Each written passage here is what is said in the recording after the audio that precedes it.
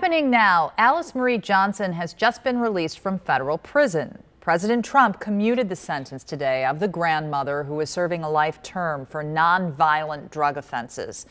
Johnson served more than 20 years for her part in a cocaine distribution ring. It comes a week after Kim Kardashian West visited the White House to personally advocate for Johnson and to talk about prison reform. Kardashian West called the announcement today the best news ever, thanking the administration for the countless hours they've worked on it.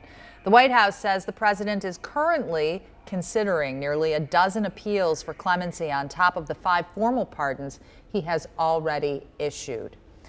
Joining me now to give us some perspective on this case is Dorianne Mason, a lawyer with the Ohio Justice and Policy Center. And Dorianne, this is a win for somebody in your line of work. Why?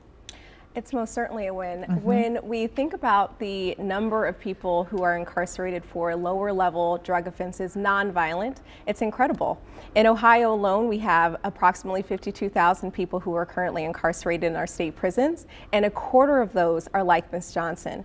So I think that hearing news like this hopefully will open some minds and some hearts around what we need to do here in the state of Ohio. In your opinion, what do we need to do in the state of Ohio? We need to rethink what really means safety in our communities. Is incarcerating a woman or a person who has a nonviolent drug offense for 20 years really going to make our community safer? And I think the answer is no.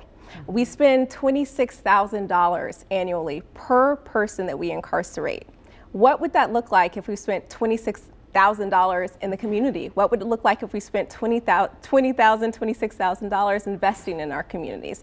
And I think that that's what we need to do. We need to rethink where our dollars are going and rethink the impact that these decisions have on the individuals and on our communities. So on the heels of a pardon like this, what do you do to have a louder voice, if this is what you're pushing for? Absolutely. So we want to amplify this message. This is something that's happening on a federal level, and this is what needs to happen at the state level. And our sentencing reforms are essentially state choices. So we are making the choice to continue to incarcerate people for nonviolent, low-level offenses. And so what that means is that we need to change our state laws, and we need to rethink allowing others who are like Ms. Johnson to return home. We talked about the money toll, the fiscal toll, but what is the human toll of these incarcerations? The human toll is incredible. So this woman, Ms. Johnson, lost 20 years of her life for a nonviolent, low-level drug offense. And what that means is that when she comes back, the entire world is different. Her family has lost her for 20 years, and she's going to have all of the burdens and the barriers associated with being someone who has been incarcerated for that amount of time. So barriers to employment, barriers to housing, barriers to essentially being able to stabilize her life in the same way that you or I would be able to. Well, this has certainly given rise to a conversation surrounding this issue that has whole websites dedicated to it. And thank you for giving us your perspective on the matter. Thank you for having me. We certainly appreciate it. Okay.